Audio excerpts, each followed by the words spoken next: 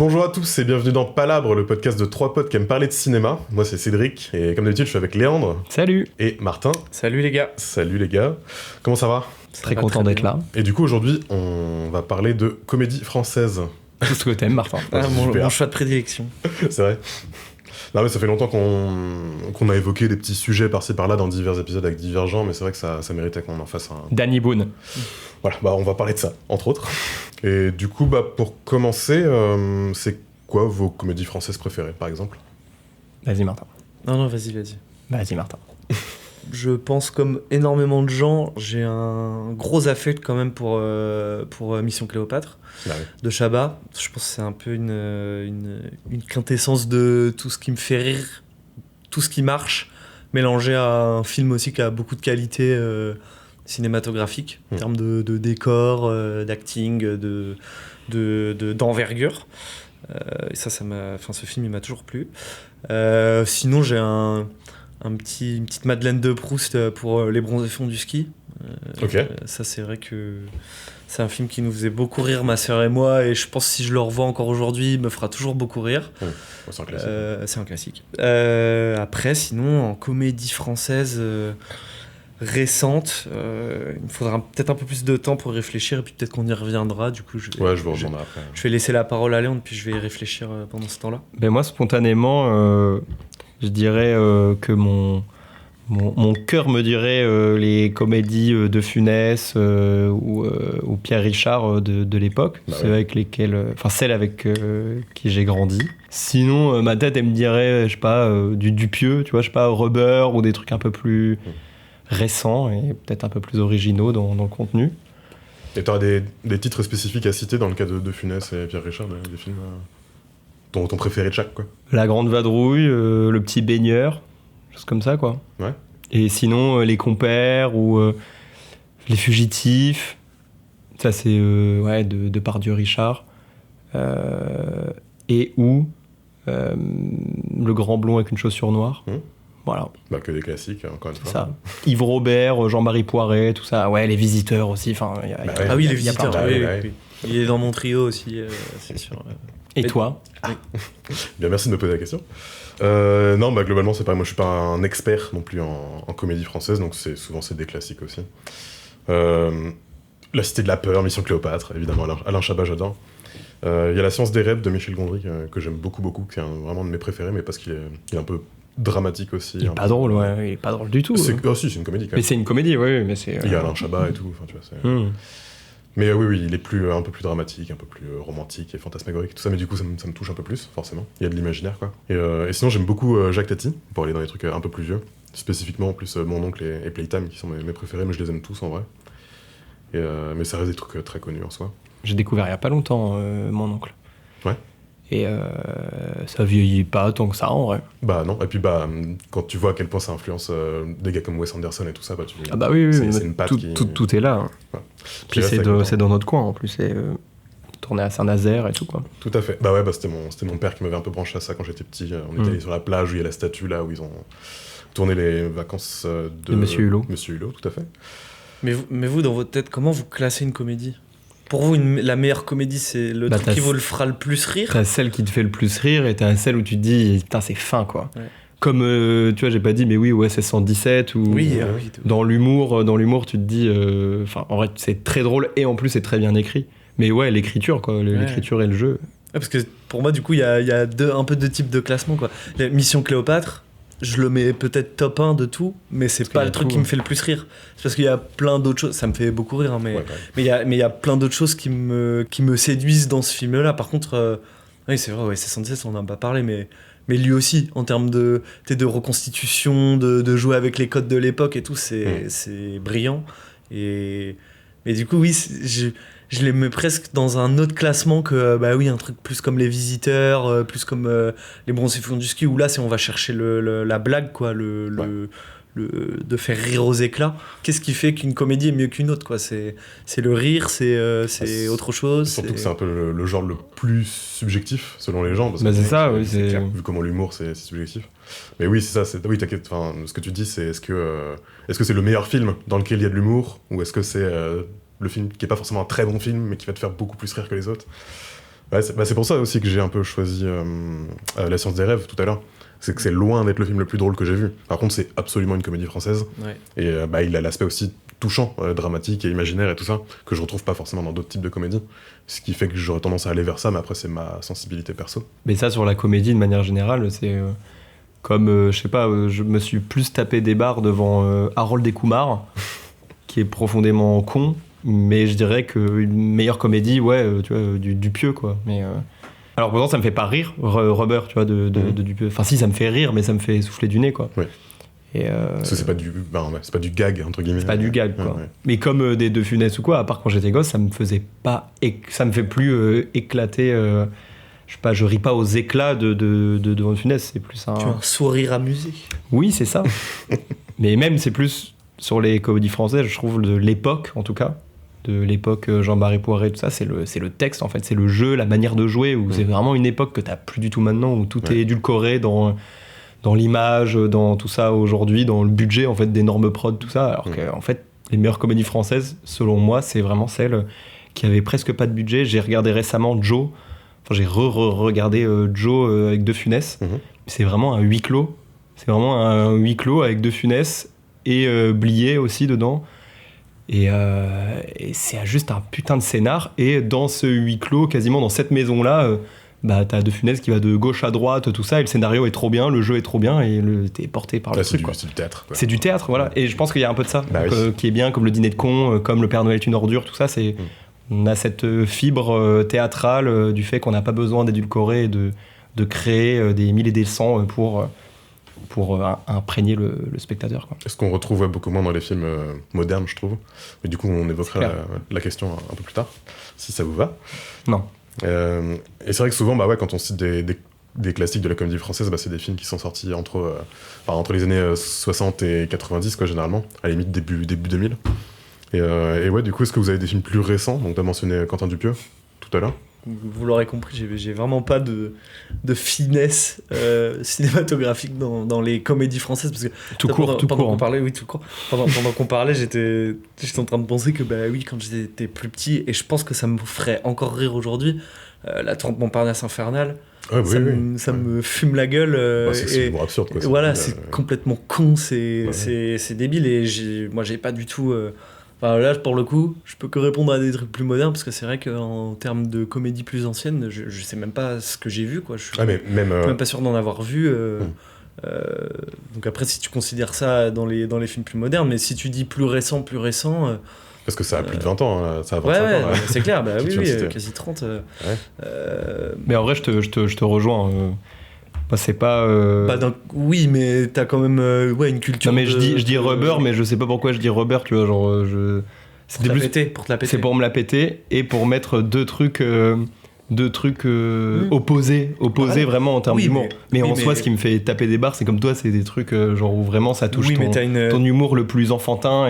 Oui, mais tu as un attrait quand même pour les vieilles comédies françaises, ce cinéma-là. Moi, j'ai rien du tout. Mais elles sont faites justement comme La Trompe Montparnasse infernale, elles sont faites pour. C'est du comique de situation, c'est vraiment de l'humour bête et méchant, quoi. Du coup, est-ce que tu dis que t'as pas grandi en gros avec les gendarmes Non, pas du tout. Pas du tout. Il y en a plein que j'ai pas vu. Encore les bronzés, ça fait partie de cette époque-là, à peu près. Années 70, tu vois. Ah, c'est années 70 c'est vieux, mec. 80, non, années 70. Okay. Les bronzés 1, mais les bronzés font du ski. Peut-être le premier pas chipoté, mais. Et le deuxième 80, tu vois, à la limite. Mais bon, ok. Ah ouais, putain, c'était vraiment les années 80 pour moi, les bronzés. C'était un peu le début de la deuxième génération, entre guillemets. Après, Splendide, c'était quand même. Ça va jusque dans les années 80 et 90 pour les visiteurs, tu vois. Mais ça, c'était le premier. Les bronzés, c'est leur premier film. Oui. Et qui d'ailleurs, c'était. Ah oui, 79. Ouais. Ça, t'as raison. Qui d'ailleurs était intéressant parce que c'était toute une troupe qui avait chacun des personnages bien qui avait bien dans des archétypes, et qui voulait créer un film avec Lecomte. Je crois, je dis de la merde, je sais même pas. Lecomte. Patrice Lecomte. Ah, Lecomte, oui. Et ils avaient écrit un film pour que tout le monde ait autant de place dans l'histoire, une sorte de film choral un peu, mais totalement. Ouais. Et t'as plus ça, quoi. T'as plus ça. Si, il y a la bande affiche. Ah, ouais, voilà, mais la bande à Fifi, ils ont pas de. Il y a quand même une star à chaque fois. Il y a quand même une star à chaque fois, c'est ce putain de Philippe Lachaud, quoi. Ouais, mais il fait tourner ses copains, peu importe le film, tu vois. Je me suis permis d'ouvrir une petite liste des comédies françaises des années 2010. J'ai fait pareil, voilà, pour rafraîchir la mémoire. Et en fait, effectivement, il y en a quand même où j'ai vraiment vu je trouve des très bonnes comédies. Et il y a bien sûr Intouchable. Enfin, j'étais allé le voir au cinéma comme tout le monde et il y avait vraiment des moments où j'avais ri aux éclats et ça m'arrive assez rarement quand même. Mais un film qui m'avait pas mal surpris, c'est Play. Ah oui, Boublil. Play de Boublil. Oui, le fan footage là. Ouais. Et après, c'est pareil. Enfin, alors j'ai pas vu La Science des rêves, mais il y a un peu aussi dedans. C'est pas une comédie grasse et potache et tout. Il y a quand même un peu dedans un discours sur le fait de vieillir, tu vois, comment il était bien ce film. Ouais, comment on se situe vis-à-vis de ses amis et tout. Donc ça, c'est des films assez récents qui m'avaient plu. Mais même l'époque années 2000, Nos jours heureux, oui, tous ces trucs-là. Mais c'est tout de suite, je sais pas si c'est par héritage familiaux, mais ces films-là, ça devient tout de suite des Madeleine de Proust un peu sentimentales, tu vois. Genre, je suis sûr que tout le monde connaît Nos jours heureux de par son enfance et pas par peut-être que c'est toi que tu vas me dire le contraire, mais par cinéphilie. Je sais pas comment dire. Bah parce que aussi c'est pensé pour être des films qui se mettent en famille le dimanche. C'est ça, c'est les films qui passaient à la télé, tu vois, ces films-là. Moi c'était pas mon cas, j'avoue, mais. Non mais je disais pas ça dans le sens où toi tu partageais pas ces moments-là. Je disais ça dans le sens où je disais ça dans le sens où toi ces films-là toi ta jeunesse c'était les bronzés fonds du ski. J'avais déjà 20 ans à l'époque. Bah c'est ça, déjà oui, parce que on va pas parler des films des années 20 pour parler de ton enfance.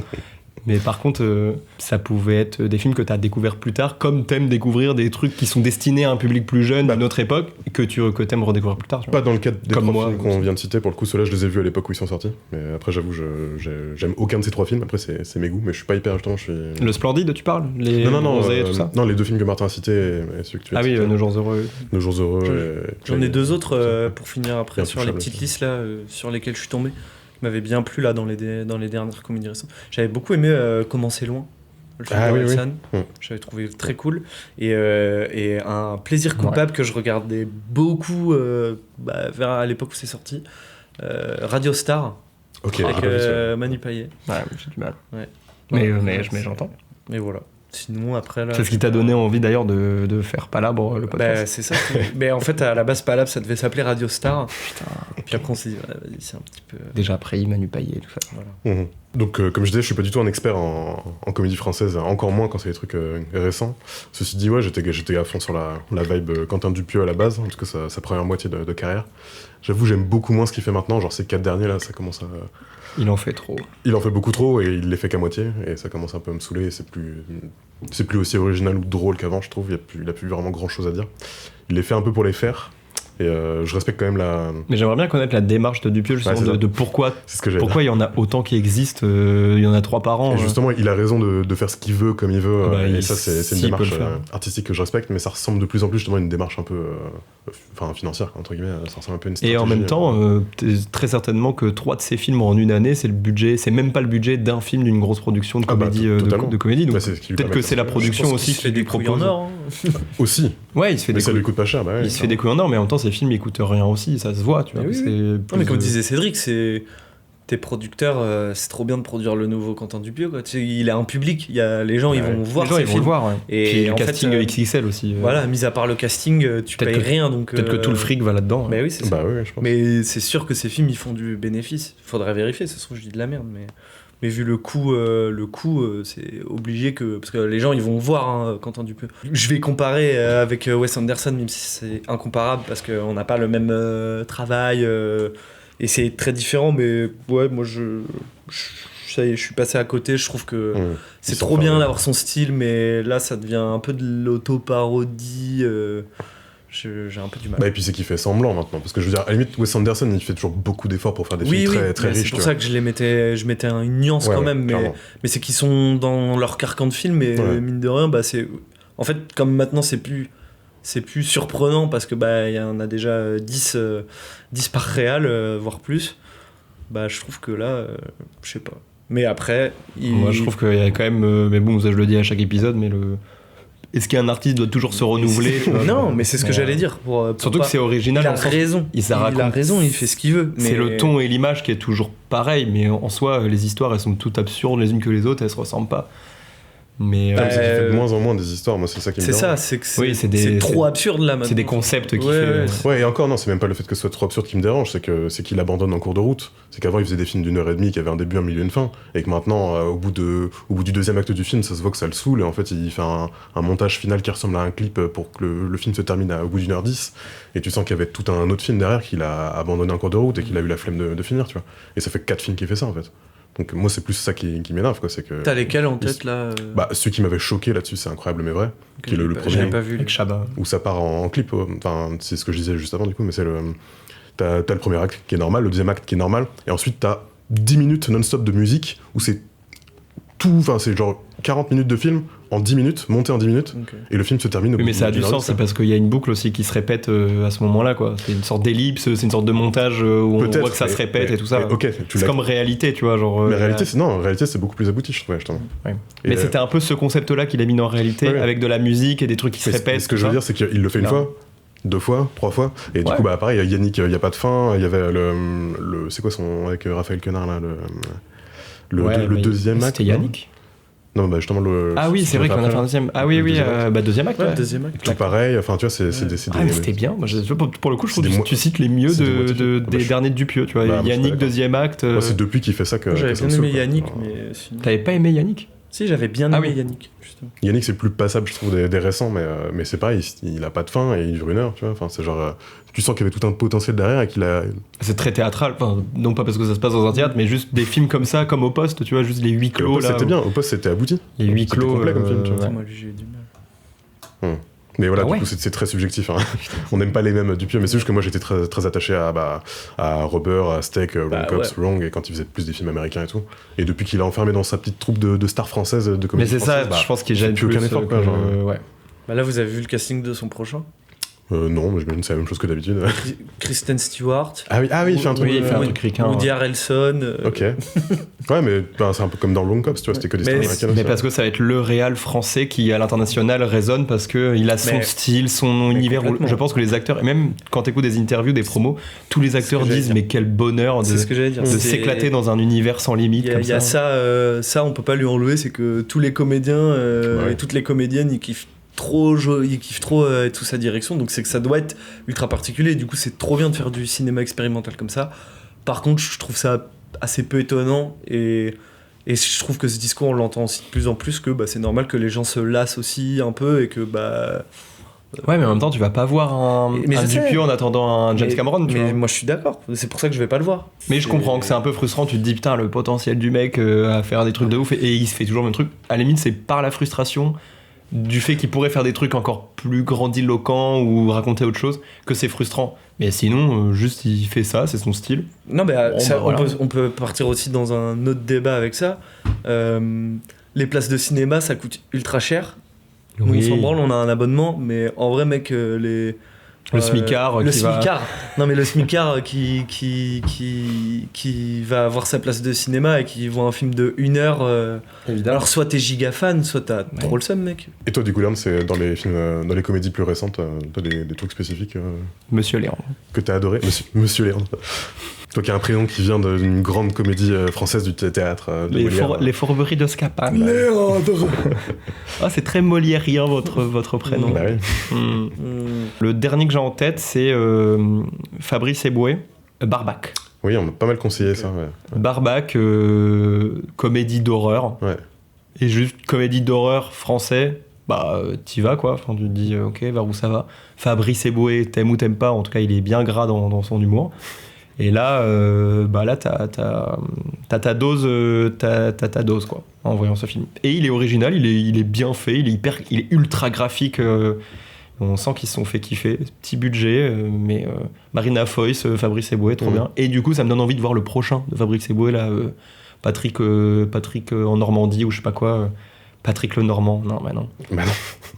Je sais plus ce que c'est, mais il y a un film de Fabrice Eboué qui va sortir bientôt. Et le ton qu'il avait choisi dans Barbac, ça m'avait bien fait rire.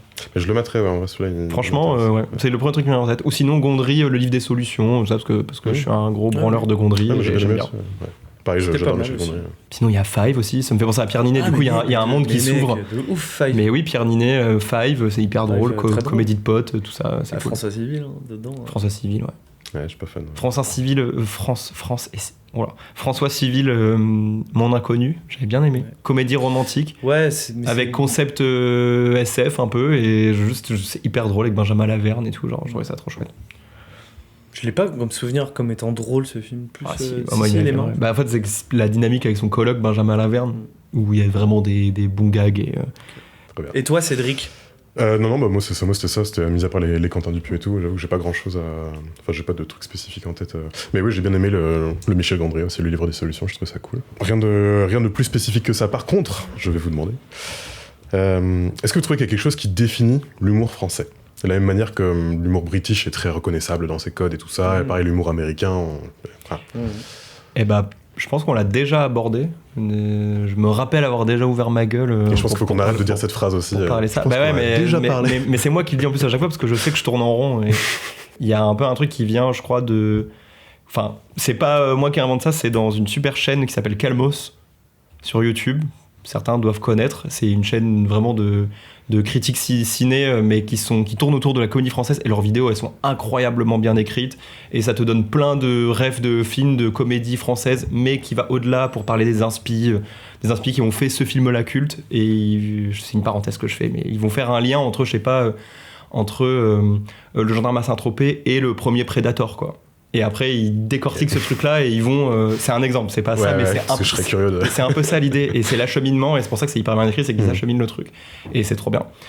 Et du coup, y a un truc qui vient du théâtre de l'époque, en fait, Molière notamment, mais c'est la différence sociale qui est beaucoup dans nos films cultes français, mais d'où Les Deux Funès. Avec Rabbi Jacob, avec le radin antisémite qui va se retrouver immergé dans le monde juif, ou alors Bienvenue chez les Ch'tis avec le fonctionnaire qui a ses petites habitudes, qui va se retrouver dans une ville au fin fond qu'il connaît pas. Enfin, c'est même parce que là tu parles de pas les bons exemples. De films. Non, mais si. Tu parles de films qui plaisent, mais je suis complètement d'accord avec toi, c'est que la comédie française, elle est liée à la société, à un clivage dans la société. Ouais, c'est ça. Et c'est en lien avec l'actu presque. Et c'est tous les concepts de toutes les comédies que moi personnellement je peux pas regarder et que je déteste, qui sortent depuis ces dernières années, tu sais, les claviers, les machins, tu vois, mais qu'est-ce qu'on a fait, bon Dieu. Voilà, c'est ça. Mais ça, c'est une mauvaise imitation de ce qui marchait à une époque. Mais c'est ça quand même la même thématique. Mais c'est les mêmes thématiques. Et ça, du coup, dans Calmos, ils disent que c'est un héritage de Molière. Et justement, ils font tout un chapitre, mais c'est des vidéos de 12 minutes. C'est pour ça que ces mecs-là, ils continuent de faire ce genre de truc en se légitimant, en disant c'est notre héritage français. Et ils font tout un chapitre sur Clavier, qui justement est devenu l'héritier de Clavier, de Funès, dans ses personnages excentriques, colériques, hystériques, tout ça. Et ça a marché à une époque, et maintenant il est devenu la...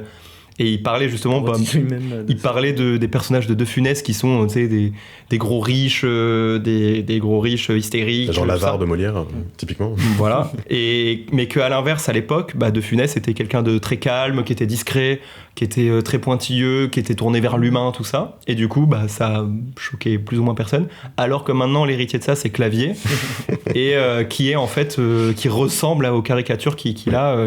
Et ça, c'est le fils de Funès qui avait dit ça sur un plateau et tout. Il montrait l'extrait où justement, il chie à la gueule de Clavier, le fils de Funès, en disant lui, il essaie d'imiter mon père, mais en fait, il est exactement ce qu'il joue, et voilà, quoi. Les thématiques n'ont pas changé, mais la société a changé, du coup ça marche plus, quoi. Ouais, mais n'empêche, justement, Martin, tu dis ils le font pas bien, n'empêche que c'est souvent les plus gros succès du box-office français. Oui. Donc ça amène à se poser la question quand même. Ça, c'est notre attrait pour les trucs de merde, hein. Regarde notre président, c'est pareil. Hein. Tu veux dire aux Français, au peuple français? Non, mais par contre, ça va être la question d'après. Non, mais pour encore répondre à cette question, mais il y a aussi un truc qui définit les comédies françaises, c'est que toutes les comédies françaises, t'as toujours une star entre guillemets, t'as souvent un acteur un peu de renom, qui est dans une situation, et c'est souvent des plus vieux, mais tu sais, c'est souvent on prend un ancien des années 80-90 qui se retrouve, je parle pour les comédies actuelles, tu sais, qui se retrouve dans une situation en contraste face à des jeunes acteurs émergents. Enfin, tu sais, c'est souvent on met un... Et c'est encore une fois, ça correspond à ce que disait Léandre, mais c'est l'héritage de Funès, c'est d'avoir un pivot, une stature, un acteur avec une stature qu'on va mettre dans des situations où la société va se jouer de lui, mais au final, en fait, il a son avis sur des choses et tout. Et ça, c'est souvent quand même un point d'ancrage, tu vois, dans la comédie française. C'est qu'il y a toujours une grande star, ou un ancien acteur en devenir. C'est le cinéma tout court, ça, en soi. Bah, pas tant. Non, pas tant, mais tu retrouves ça à Hollywood d'avoir bien sûr. Mais chez nous, c'est systématique. Bien sûr, mais c'est... Pas le fait d'avoir une star dans ton casting, mais plus le truc que décrit Martin, justement, d'avoir ça. Oui, c'est que maintenant, t'as Didier Bourdon dans un truc, et t'as les jeunes acteurs... C'est ça. Ouais. Et t'as les jeunes acteurs autour. T'en as un qui représente la vieille France, entre guillemets, et qui va être en gros le catalyseur pour le public vieux qui va aller voir ce film. Et du coup, le public jeune se retrouve dans le point de vue des jeunes acteurs qui sont en confrontation avec sa vision du monde, de la France. En fait, la démarche de faire ça, elle est cool. Enfin, quand tu prends du recul sur les thématiques qu'ils veulent aborder dans ces films, tu sais, on va rassembler les Français, tu sais, autour d'un truc qui parle à toutes les générations. Ouais. Du coup, ils prennent le vieux con, et ils prennent les petits branleurs, les jeunes branleurs, et ils essayent d'en faire un truc, ce qui, à la base, est pas une superbe idée, mais c'est beau, tu vois. C'est juste que c'est très souvent, et je vais pas dire tout le temps parce que ça serait me tromper, parce que je pense que dans tous ces films-là, même si moi c'est pas ma cam, mais il y a sûrement des excellents films. Mais du coup, c'est en soi, Intouchable, ça parle de ça aussi. Hein. Ça parle du handicap, mais c'est aussi un vieux riche. Bien écrit, bien joué. Voilà, c'est ça. C'est un vieux riche qui se retrouve confronté aux jeunes de banlieue qui s'occupent de lui. Mais du coup, les thématiques, c'est en soi, si tu prends une vision large, c'est les mêmes que Qu'est-ce qu'on a fait au bon Dieu. Hein. Totalement. Rabbi Jacob, c'est un film avec Clavier aujourd'hui, quoi. C'est à bras ouverts, quoi, genre avec Clavier. Mais pourquoi il y en a, pourquoi il y a des films comme ça, ils sont horribles, et pourquoi il y en a, ils sont géniaux. Mais parce que c'est maladroit. Tu sens que toute l'écriture a été mise dans les blagues racistes et que derrière ça suit pas en termes de jeu. T'es pas. C'est comme OSS 117, c'est trop bien. Parce que t'as le personnage qui en devient ridicule de Dujardin. Et du coup, tout le racisme et tout, entre guillemets, passe bien, la pilule passe, parce que le personnage est profondément con, comme dans Rabbi Jacob. Genre, t'en veux pas à Pivert dans Rabbi Jacob, parce que juste, c'est un personnage hyper caricaturé, qui est profondément bien joué. Christian Clavier, t'y crois moins dans ces films-là. En fait, tu sais pas. Parce que t'es en mode, pourquoi il est exactement pareil que quand je le vois sur un plateau. Oui. Puis même sans parler de comment est l'acteur, c'est que tu sais pas le positionnement qu'a l'écriture et la réalisation par rapport aux propos de ce personnage-là. Mais c'est ça. Tu prends Intouchable, il y a aucun moment où le personnage d'Omar Sy, il est décrédibilisé. C'est lui qui a le pas sur... C'est lui qui fait changer Cluzet. Il apprend, il se structure lui aussi en prenant soin de quelqu'un d'autre, mais c'est toujours lui qui a raison, tu vois, dans les débats.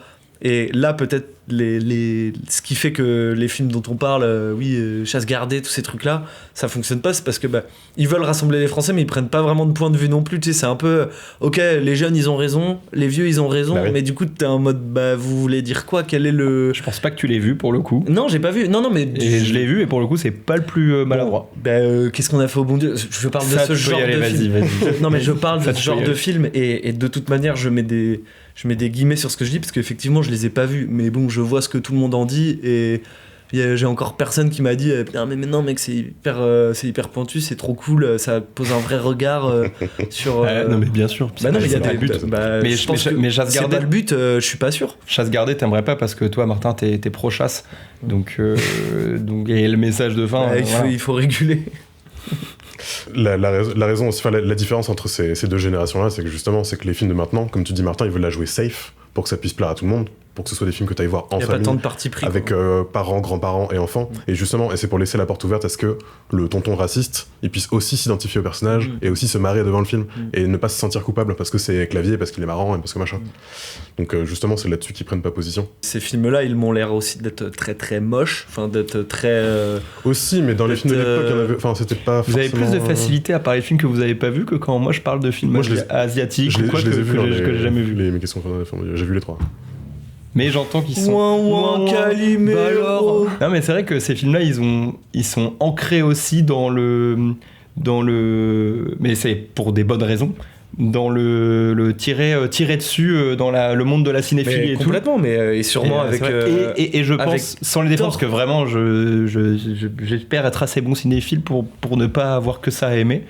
Mais dans ce tas de merde-là, il y a des petits trucs où tu te dis « Ah, c'est sympa, il y a une idée et tout. » Mais quoi, par exemple ? J'ai aucune idée, il y en a pas, c'est... Bah moi j'en ai pas, hein, personne. Mais je sais pas, mec, non mais il me faudrait une liste devant, mec, je les ai pas en tête, mais... Bah toi tu m'avais dit que par exemple Qu'est-ce qu'on a fait au bon Dieu, c'était hyper fin et que c'était un vrai reflet de ce que toi tu pensais de la société, par exemple. Il me semble que tu m'avais dit ça. Après je sais plus exactement, peut-être. Bah, je me suis identifié en tout cas, ça c'est sûr. Un petit truc en plus de Artus a été très très bien accueilli par tout le monde. Pas si ouf. Hein ? Pas si ouf. Bah pour le coup moi j'ai envie de dire un peu surcoté, mais c'est un bon film. Ce film-là, il est hyper bien accueilli aussi par la critique. Et que quand on dit bah ce film là c'est une merde, bah non, pas si nul, la preuve. Mais par contre mon avis à moi c'est que bah un peu surcoté, c'est tout. Il a pas été si bien accueilli par la critique. Il a été très bien accueilli par le public, mais par la critique, mec, ce film là, bien sûr que si, mec. Je suis pas convaincu. Il a touché beaucoup de monde, il a été très bien accueilli, mec. C'est pas pareil la critique et le public. Hein. Bah, ils sont allés à Cannes, oui, c'est pas Danny Boone que tu vois à Cannes, mec, genre... Bah, je suis même pas sûr. Okay. Tu dis qu'il est pas allé. Bienvenue chez Ch'ti, mec. Il y a un monde où c'est allé à Cannes. Oui, ah bah bienvenue chez Ch'ti. C'est pas les mêmes thématiques aussi, ça. Bienvenue chez Ch'ti, bien sûr, mais pas Red avec Danny Boone ou hypochondriaque. Bien sûr que non, tu vois. Ça c'est sûr. Non, mais c'est que c'est pas les mêmes sujets aussi. Bon, en tout cas, j'ai pas de bons exemples. J'ai dit de la merde. Mais non, en plus je trouve pas. Non, mais dans tout ça, dans tous ces trucs-là, avec les mêmes affiches colorées, tout ça, bah, tu te dis oh là là. Le stagiaire, les affiches du stagiaire. Les affiches du stagiaire, bah, des fois, je pense, parce que ça m'arrive de regarder des bouses, et bah des fois je suis agréablement surpris. Ouais. Et peut-être que c'est parce que c'est automatiquement défonçable que je suis agréablement surpris. Des fois. Ah oui, ok. Tu veux défendre l'indéfendable. Ouais, c'est ça. Et puis parce que tes attentes elles sont au plus bas, et donc forcément tu peux que être... À l'inverse, quand je vais voir des chefs-d'œuvre, et bah, je suis en mode t'as le seum, mais je suis sûr à 100% que dans ce lot-là, moi par exemple, les tuches, on en a beaucoup discuté de ces films. Parlons-en des tuches. Mais non, mais moi je suis hermétique. Mais je sais. Mais tu les as pas vus. Mais si, mec, mais j'ai vu le 1. Oui, bah. Les tuches, on parle juste des tuches 1. Bah, les tuches 1, sous-côté. Mais moi, je trouve ça vraiment. C'est pas ma came, je trouve ça pas drôle et tout. Mais par contre, j'entends complètement que ça puisse faire rire des gens et je comprends pourquoi, tu vois. Je comprends l'humour et tout. Il y a pas de souci. Est-ce que vous admettez que les tuches 1, notamment, puissent être mis dans une catégorie à part de les films de merde avec Danny Boone et tout ça? Oui, mais moi, je comprends pas pourquoi. Mais oui. Mais je comprends parce que ce soit toi ou plein d'autres gens, j'ai plein de connaissances et tout qui me disent mais non mec c'est pas si mal et tout et moi c'est juste je suis passé à côté, ça m'a pas plu du tout, mais par contre je comprends et je les mets pas dans dans la même catégorie que les films dont on parle tout à l'heure, parce qu'après c'est subjectif, c'est si c'est de l'humour qui te parle pas, ça te fait pas rire, j'entends qu'on puisse ne pas aimer. Je les mets pas dans la même catégorie parce que j'ai bien saisi que aux yeux de plein de parties du public il ne l'est pas et je comprends pourquoi, mais pour moi ça en fait partie, tu vois ce que je veux dire, genre je vois, mais c'est des personnages irréalistes. Tu vois, les tuches. Alors qu'il y a beaucoup de comédies françaises où justement ça se veut d'être tout le monde identifiable. Genre, qu'est-ce qu'on a fait au bon Dieu? Genre, il n'y a rien de caricaturé dans les personnages. C'est très absurde. Genre, les tuches, c'est de la BD, quoi. Genre, c'est tellement cartoonesque dans le ton, dans l'humour et tout, que là, soit ça passe, soit ça passe pas. C'est ça. Là, je n'aime pas par pure subjectivité de la comédie, quoi. C'est juste ça me les tuches 2. T'inquiète. Je vais me faire un marathon. Ça passera bien. Est-ce qu'aussi on peut faire des comédies françaises où les protagonistes ils sont ni beaufs ni racistes quoi? Je pense qu'il y en a plein. Regarde, Coupé, Azanavicius, je pense à ça typiquement. Bon exemple de trucs récents qui fonctionnent, carrément. C'est très bien. Comment il s'appelait le film de Louis Garrel aussi? Le film de Louis Garrel, L'Enlèvement? Non, pas L'Enlèvement. Ah oui, qui est trop bien. Mais oui, il est trop cool. C'est une comédie, ça. C'est une comédie, ouais. Ouf. Bah ça, j'avais trouvé ça cool. Ouais. Mais il y a plein de comédies. Il y a plein de comédies d'action. Enfin, genre. Oui, mais ils existent, mais c'est pas les giga succès du box-office comme tous les. À se demander ce qu'aime le peuple français, quoi. Le public français. C'est la question que je pose. C'est quoi le problème avec les comédies françaises aujourd'hui? Donc on en parle déjà depuis tout à l'heure. Mais ma question, c'est qu'est-ce qui s'est passé là au milieu des années 2000 quand Bienvenue chez les Ch'tis et Camping et tout c'est sorti? On est peut-être tellement tiraillé au quotidien par, comme t'évoquais le truc sur la société, tellement tiraillé autour de faits de société, de problématiques, de questionnements, tout ça, que des fois relâcher la pression et se mettre un gros truc bien beauf, blague raciste bien gras. Là. Je pense que le public français aime bien ça parce que c'est hey, pète un coup quoi, c'est bon, on va parler de ça, on va en rigoler quoi. Moi je pense que c'est beaucoup lié au casting quand même et que ce truc-là tend à disparaître parce qu'il y en a eu trop. Mais que début d'année 2010, fin 2000, début 2010, il y a eu ce qui a été lancé avec Bienvenue chez les Ch'tis d'ailleurs, mais vraiment une espèce un peu d'explosion là, de ce type de comédie-là, et que en fait ça a donné aux parents de montrer aux enfants, lui, tu vois, je regardais ces films quand j'étais plus jeune, il était plus jeune, et là maintenant il est dans un film dans un contexte d'aujourd'hui. Et du coup, ça a créé un truc de rassembler, quoi. Mais là, moi, j'ai l'impression qu'on en arrive au bout. Ça marche plus si bien que ça, ce type de comédie. Et pour moi, ça marche même pas vraiment, cet argument-là, vis-à-vis de Danny Boone et tout, qui étaient pas du tout des stars de cinéma, qui étaient des humoristes sur scène que déjà personne n'aimait quand ils étaient sur scène. De la merde. Et qui deviennent des gigastars de cinéma pour aucune raison de mon point de vue, mais peut-être que je m'en rends compte. Mais... Ouais. Il vient d'où le succès de Bienvenue chez les Ch'tis? C'est bien écrit. Ouais. C'est bien écrit. C'est pas jusque-là. Non, mais c'est une part de la France aussi, tu vois, qui n'était pas mise en lumière. Voilà, tu vois, la France de la campagne. C'est bien joué, qui se reconnaissaient pas. Bien joué, tu vois, c'est un film du Nord-Pas-de-Calais. Genre, il a bien joué déjà, je préfère. C'est loin d'être une mauvaise comédie. Moi, quand je l'avais regardé, il me semble qu'il y avait des côtés. Tu vois, ça me fait penser à Chouchou. Enfin, et même il y a plein de films. Mais Chouchou, c'était beaucoup mieux, je trouve. Même des films avec Bakri. Enfin, je crois qu'il y a plein de trucs, quoi. Ouais, mais là, tu parles de la génération de juste avant. Début années 2000, fin 90, début 2000, il y avait encore ce truc-là qui était bien, qui était nuancé, avec les films de Chabat, les Chouchous, les Bakri, les machins, le goût des autres et tout ça, ouais. C'est à partir de Bienvenue chez les Ch'tis et de Camping et compagnie qu'il y a eu la bascule. Du film grand public un peu simple. Mais Bienvenue chez les Ch'tis, encore une fois, celui-là, je le mets un peu dans la catégorie à part, quoi. Non pas parce qu'il a été ovationné et qu'il en fait... C'est l'un des films les plus vus. C'est le deuxième film le plus vu en France, je crois. Sûrement, avec La Grande Vadrouille, je crois. Ce buzz... très fort, c'est un truc de ouf. Qui reste pour moi toujours aussi... Enfin, j'arrive toujours pas à me l'expliquer, quoi. Genre, ça reste toujours aussi absurde. Parce que c'était même pas porté par des grandes stars, c'était même pas... si, mec, Cadmerade à ce moment-là... Non, c'était pas du tout une star de cinéma. C'est l'après Cadet Olivier, ouais, c'était un petit gars de la télé, quoi. Oui, non, mais par contre, d'où il vient, ça, j'en sais rien. Par contre, il est ultra populaire. Mais moi, je l'adorais et tout, mais c'était pas... Non, tu peux pas dire ultra populaire, c'est pas vrai. Ni lui, ni Danny Boone. C'est ça qui les a rendus des stars. Avant ça, c'est peut-être pour ça aussi que tout le monde est allé le voir, c'était un peu le bouche à oreille de Bienvenue chez les Ch'tis dans ce cas-là. Par contre, ouais, bouche à oreille totalement. Ah oui. C'était pas un film qui était prévu pour être un succès. Comme Intouchable, je pense que c'était du bouche à oreille. Tout le monde s'est dit, ce film-là. Non, mais il y avait le petit truc, pour le coup, là, mettre François Cluzet, qui est un grand acteur de cinéma, face à Omar Sy, le gars du service après-vente des émissions. Mais c'était après ça. Ouais, c'était après. Non, mais on en revient, on se questionne souvent sur comment les films ils marchent, mais l'importance du bouche à oreille, c'est pour ça que c'est... Attention, c'est trop con ce que je vais dire, mais moi je trouve pas si con, c'est que c'est important de faire des bons films. mais non, mais parce que tu fais des merdes en disant vas-y, il faut qu'on fasse un film. C'est plus un produit, quoi. C'est ça, le film, s'il est pas fou, les gens ils vont pas dire mec, faut absolument que tu ailles voir ce film. Et moi je le vois juste dans mon. Mais non, mais. La prophétie, quand tu vois qu'est-ce qu'on a fait au bon Dieu et tout. La prophétie. C'est des gros succès, mais c'est pas non plus des giga succès. Et là, du coup, la raison elle vient d'ailleurs. Ça, elle vient parce qu'il y a Clavier dedans, parce que ah oui putain, oh là là, Clavier il va être raciste et il va se confronter aux minorités et tout. C'est ça qui attire les gens, c'est la bagarre, tu vois. Mais il y a un peu un truc de, et je sais pas, je je me projette dans le spectateur lambda qui est le fait comme tu disais, le commun des mortels.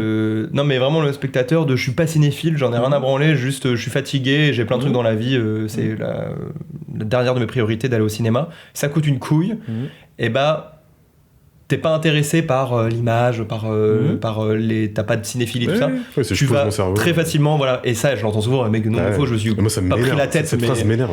Moi aussi. Et je regarde plein de merde et plein de conneries, et pas de soucis. Moi aussi, mais il y en a qui sont juste pas du tout attirés par la cinéphilie, qui s'en foutent d'être devant la télé, devant Jean-Luc Reichmann, ou aller au cinéma voir le dernier clavier. C'est juste, je mets mon cerveau de côté, et donc être rassuré, et c'est un peu une valeur sûre, je pense, de je vais passer un bon moment en rigolant de 2-3 conneries, et comme j'ai pas de temps, c'est un peu réducteur ce que je veux dire, attention, mais comme j'ai pas tant de cinéphilie, j'aurais pas de moyen de comparer à me dire si c'est une bonne comédie ou une mauvaise, ou si c'est intelligent ou si ça l'est pas.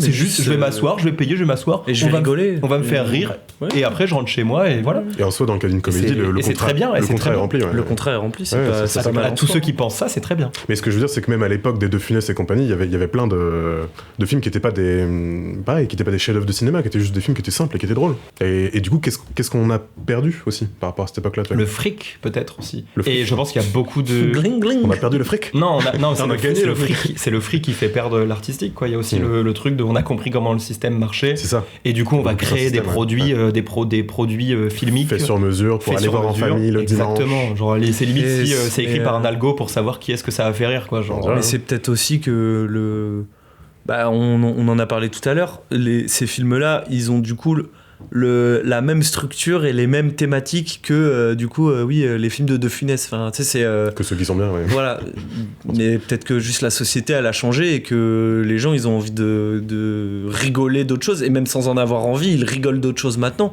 Et tu vois, Barbac, mec, c'est un film d'actualité. Je l'ai pas vu, mais je connais les thèmes, et c'est un film d'actualité. Mec, il n'y aurait jamais eu Barbac à l'époque de Funès, parce qu'il n'y avait même pas la question du véganisme. Les thématiques, elles changent, la manière de faire de l'humour, elle change aussi. Je pense qu'il y a un truc aussi, c'est les grands acteurs qu'on cite, de Funès, tout ça.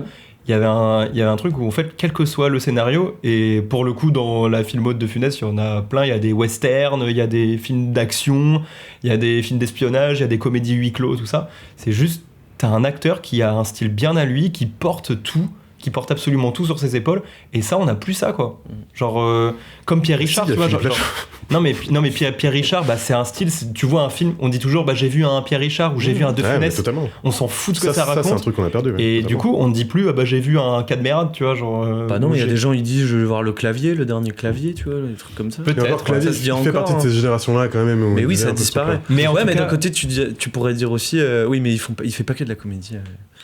Ils vont commencer à dire je vais voir le dernier Pierre Ninet, je vais voir le. C'est clair. C'est pas que des acteurs de comédie, donc. Mais quand on dit ça aujourd'hui, c'est peut-être un peu maladroit, dans le sens où finalement, cet acteur-là dont on parle, on dit je vais voir le dernier Pierre Ninet. C'est pas Pierre Ninet qui porte tout le film, genre c'est aussi un bon film, c'est aussi tout ça. Alors que De Funès ou Pierre Richard, t'as pas d'acteurs qui font pareil, genre t'as pas de. Il y en a qui essayent d'imiter ça, mais on n'a pas de Jim Carrey, on n'a pas ça, c'est notre Jim Carrey à nous, quoi, tu vois, c'est un style de comédie d'une époque, et pourquoi c'était bien à l'époque, parce qu'on n'a plus ça, tu vois. Ben oui, et c'est parce que je pense qu'il faut changer. J'ai l'impression c'est un peu ce qu'ils font là, peut-être avec plus les gens d'internet aussi, tu vois, mais... j'allais parler de Mac Walter aussi. Mais c'est dingue. Et Mr V, il essaie d'aller un peu dans... Je l'ai pas vu. C'est ça en fait. C'est rigolo ou pas? Ouais, c'est un sketch du Bagel avec un max de thunes. C'est à peu près ce que t'imagines. C'est ce que tu imagines. Mais j'ai passé un très bon moment pour le coup. Mais c'est l'humour de Mr V, quoi.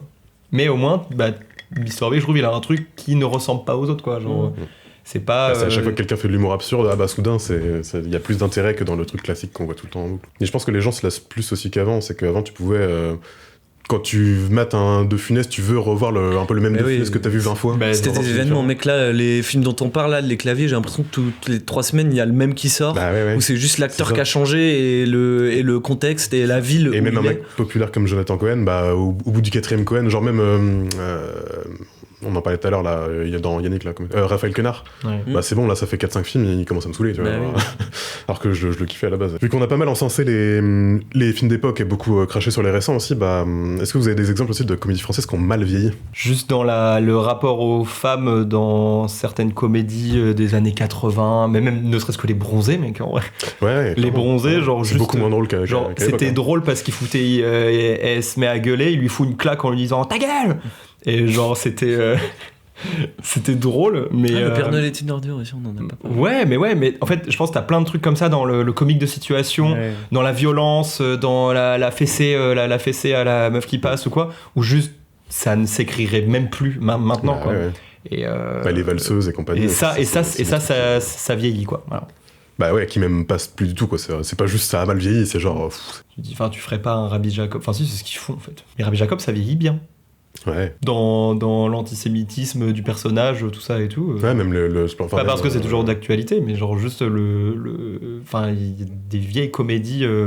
Des vieilles comédies avec des personnages racistes, avares et compagnie qui vieillissent hyper bien. Quand c'est de la vraie satire, que c'est bien écrit. Mais parce que ça existe déjà depuis la Renaissance, ces comédies-là. Donc, oui, les trucs plus incisifs aussi, les trucs un peu plus vénères. Je sais que j'aime bien par exemple Bernie de Dupontel et il fait pas mal de trucs comme ça, qui sont vraiment des comédies beaucoup plus originales et qui sortent un peu des codes.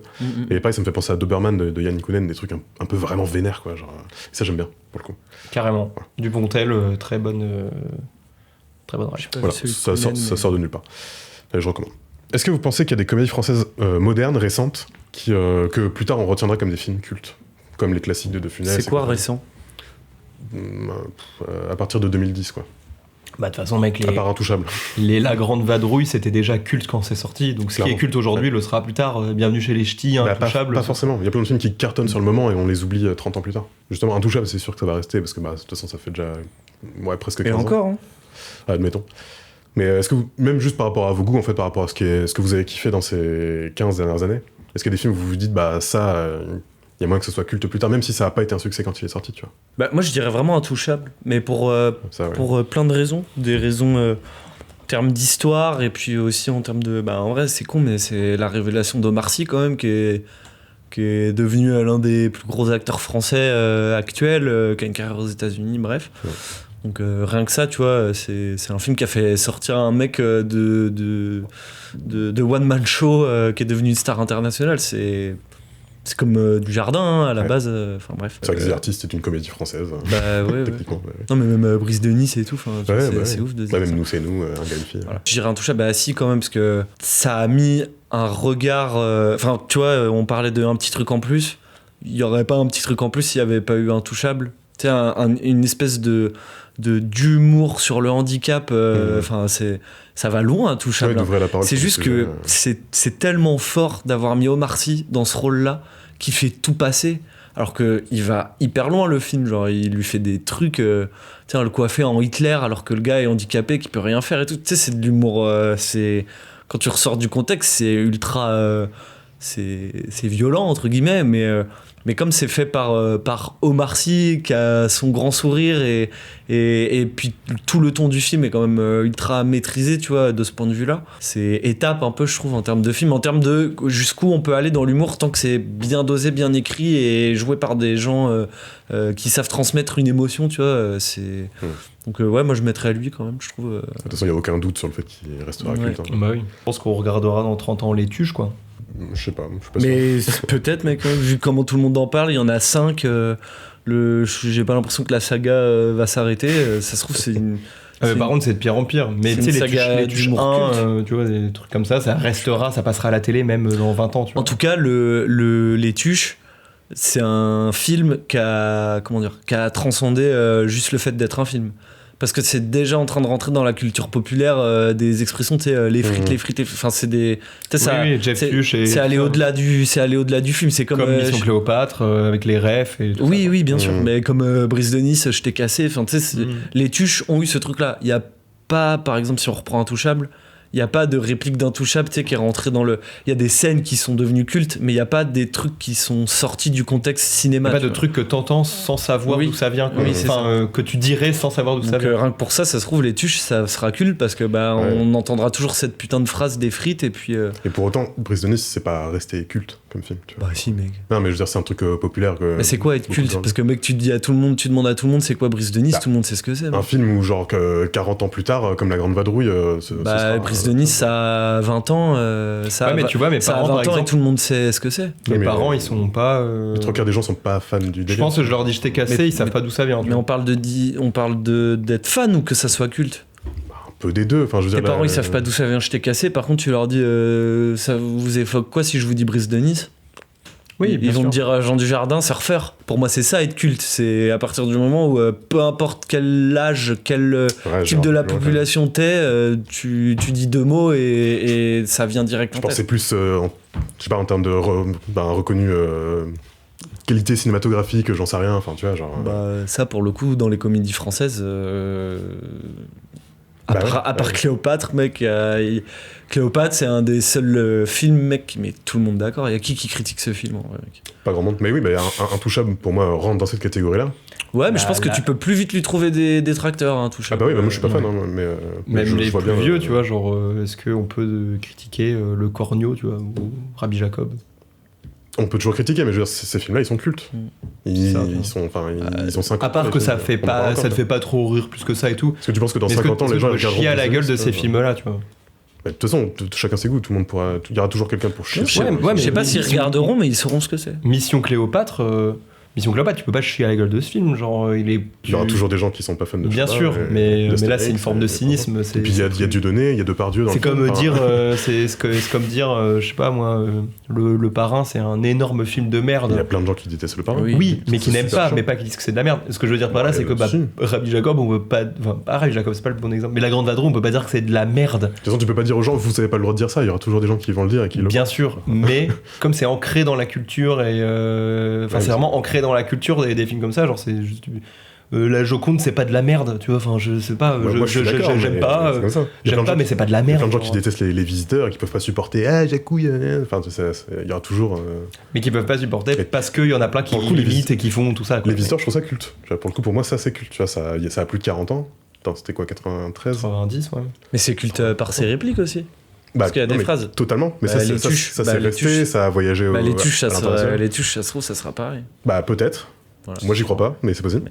Mais c'était ma question, du coup, pour toi, ça rentre là-dedans. En tout cas, la génération des 10-20 ans, ce qu'ils connaissent, c'est les tuches, hein, c'est pas... Totalement. Du coup, on va pouvoir passer au petit jeu. Allez.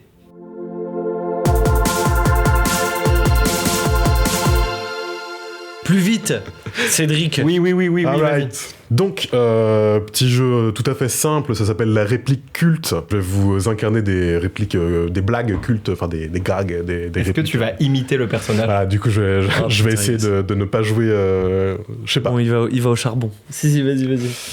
La comédie sur des répliques humoristiques cultes de la comédie française, il faut trouver de quel film il s'agit. Peut-être que je vais fumer Martin pour une fois. Peut-être. C'est tout à fait possible. Après, je l'ai entendu beaucoup de fois cette phrase. C'est vrai. Mais j'ai un peu le stress de l'examen. C'est le fait que ce soit compté. Et puis surtout, je vais sûrement le jouer. Juste meilleur que toi. Je vais sûrement le jouer très mal et ça va sûrement pas être très drôle quand je vais le faire. Donc, il va falloir reconnaître. C'est ton moment. Et il y a moyen que le jeu soit très facile et que les phrases soient trop connues. Tu vois. Vous êtes prêts? On t'écoute. Let's go. Première phrase. Je respecte ton avis, tu vois, mais en même temps, c'est pas le mien, donc c'est pas le bon. Alors, on le dit tout le temps. Léandre me le dit tout le temps, mais je sais pas d'où ça vient. Moi, je croyais que c'était. Mais je savais même pas que ça venait d'un film. Tu vas découvrir tout le monde de ton pote. Mais en fait, c'est William qui disait ça, c'est pas moi. C'est William qui disait ça et je sais pas où il l'a pris ce truc. William, si jamais tu nous écoutes, on t'embrasse. C'est un enculé qui dit ça, en tout cas. Son personnage. Bon, faites des propals, hein. C'est un Dujardin. Peut-être, je vais pas te. Ouais, ok. C'est un Dujardin. C'est OSS 117. Non. Dans Brise de Nice? Ouais, c'est Brise de Nice. Ouais, c'est ça. Un point pour Martin. Je pensais pas qu'un jour j'imiterais Brise de Nice dans ce podcast, mais... J'étais... Passe-def. Passe-def? Passe-def. Basse-def. Passe décisive? Basse définition. Deuxième citation. Je ne vous jette pas la pierre, Pierre, mais j'étais à 2 doigts de m'énerver. Non. Le Père Noël est une ordure. Tout à fait. Oh putain, Léandre. C'est ton moment, Léandre. C'est Muriel Robin. Non, c'est Josiane Balasco qui est donc bloquée dans l'ascenseur. Josiane Balasco bloquée dans l'ascenseur, je crois, à ce moment-là. Troisième phrase. On peut tromper 1000 fois 1000 personnes. Non. Les tuches. On peut tromper une fois 1000 personnes, mais on peut pas tromper 1000 fois 1000 personnes, etc. Les tuches. Non. Non, mais non. Ah, mais c'est un Astérix. Non. Non. D'ailleurs, vous avez le droit de me couper la parole pendant que je l'ai fait, si c'est un peu long parfois les phrases. Non. J'ai déjà entendu ça, mais, bah ouais, tout le monde les connaît, mais dans la vraie vie, ça me dit rien au film. Bah, c'est que c'est culte, c'est que c'est rentré dans le. Ou je la répète ou. Non. Bah joue le. Tu veux que je fasse la voix du personnage? Ouais. Vas-y. Si, ça va nous aider. Non, je sais pas qui dit cette phrase dans le film. Enfin, je me rappelle plus. Ça fait très longtemps que je l'ai pas vu. 1000 personnes. Non. On peut tromper une fois 1000 personnes, mais on ne peut pas tromper 1000 fois 1000 personnes. Mais ça continue, hein, la phrase, elle s'arrête pas là. Hein. Il fait non. Avec ses Mission Cléopâtre. Non. Un indice? Une époque? Une année? Année 90. Ah, les bronzés? Non. Il n'y a pas de bronzé dans les années 90. On donne un acteur. Bah, ce sera rapidité. T'étais pas loin dans ce que t'as dit juste Ah ouais avant, dans ce que t'as proposé juste avant. Mais... Dans le Astérix? Bah, c'est pas dans un Astérix, mais. C'est un... Les visiteurs? Non. C'est vraiment pas loin du tout de Mission Cléopâtre. Mais en termes La d'année. Cité de la Peur. Ah oui, la Cité de la Peur. Putain, l'enculé. Je comprends. Quatrième réplique. C'est cruellement fatigant d'être intelligent. Je sais pas, faudra que j'essaye. Brise de Nice? Non. Vous avez le même cerveau. C'est deux personnes qui parlent. Hein. C'est cruellement fatigant d'être intelligent. Je sais pas, faudra que j'essaye. Putain, les mecs, moi en plus je les vois, les scènes et tout. Bah, ouais. C'est que du cultissime. Hein, bah, oui, il dit c'est cruellement fatigant d'être intelligent. OSS 117? Non. Mission Cléopâtre? Non. C'est plus vieux que les films que vous venez de citer. Mais pas beaucoup plus vieux non plus. Mais... Les bronzés? Non, c'est moins vieux que les bronzés. Moins vieux que les bronzés. Les visiteurs? Non. On est plus dans cette époque-là. Dîner de con? Le dîner de con. Putain. Martin, t'es en train de fumer l'air. Oh putain, je te fume sur le dîner de con, mec. Ah putain, je pensais pas. Mais t'as un cerveau beaucoup plus... brillant? Non, bah non, parce que c'est une affaire de replacer les choses dans le cerveau. Comme t'es plus littéraire, c'est plus simple pour toi, ce genre de logique. T'es beaucoup plus dans l'archivage de ce genre de choses. De la logique, juste. C'est juste de la logique. Oui, j'essaie de faire ça aussi. Mais... Cinquième réplique, il y en a 8. Hein, donc, je peux remonter. Tu peux. Ça fait combien de litres que t'es au chômage? Ah, elle est dure. Je pense que c'est la plus dure. En vrai. Combien de litres? Bienvenue chez les Ch'tis? Non. Ah, ça aurait pu. Rien à déclarer? Non. Plus vieux que ça. Pareil, c'est années 90. Les visiteurs? Non. Ça fait combien de litres que t'es au chômage? Ouais.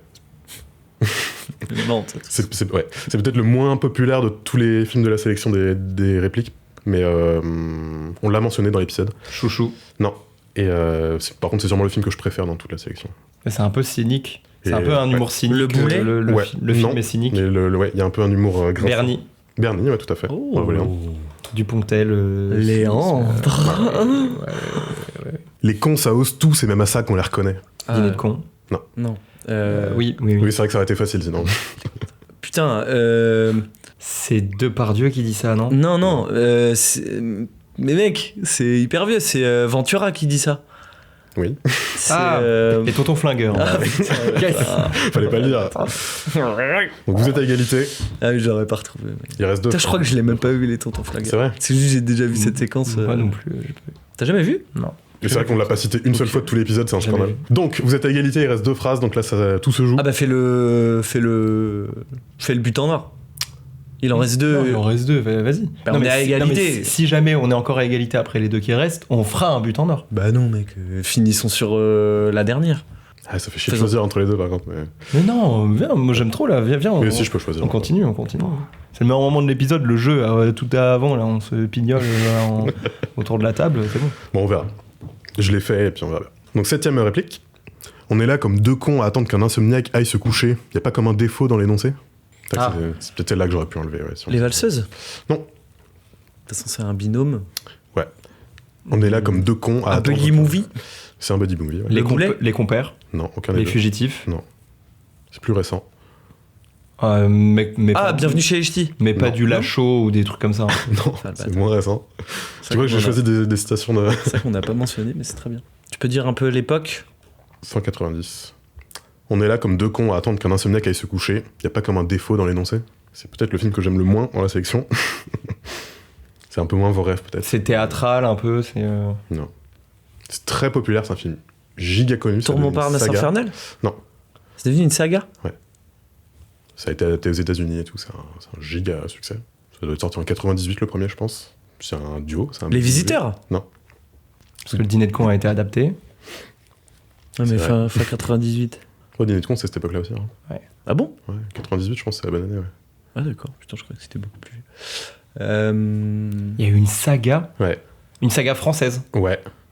Un Genre, remake américain. Avec 1 et 2. Genre, et 3 et 4 et 5. Ouais. Mais c'est le nom du film, c'est Nanana 1, Nanana 2. Grave. Bah, Comme les tuches, quoi. On est là comme deux cons à attendre qu'un insomniaque aille se coucher. Y a pas comme un défaut dans l'énoncé ? On dirait une phrase de Bakri, même. Il a pas fait. Tu joues mal. Tu peux bien jouer aussi. Pas bien. Mais peut-être il faut que je fasse un accent pour qu'on le reconnaisse. Allez, fais un accent.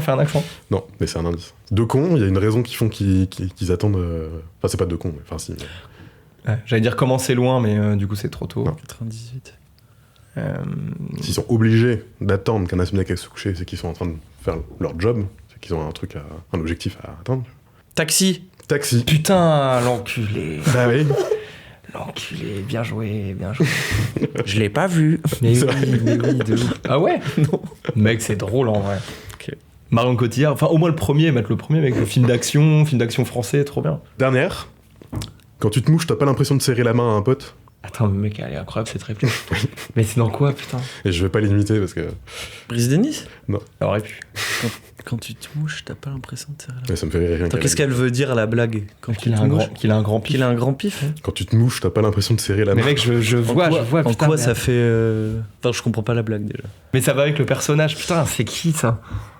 Ça, je vois trop un Lanvin dire ça. Camping ? Non. On n'a pas parlé de camping. Trop fin pour que ce soit camping. Je l'ai mentionné à un moment, mais c'est plus vieux que ça. Pareil, en fait, j'ai pris que des films des années 90 à parler Tonton Flingueur et Le Père Noël est une ordure. Les Visiteurs ? C'est les Visiteurs ? C'est les Visiteurs, tout à fait. Ah oui, voilà. Ouais. Et on dit ça à Jacouille. C'est ça. Bah, c'est Dame. Enfin, c'est la. Enfin, bref, c'est la. Dame Frédégonde. Non, justement, c'est la clocharde.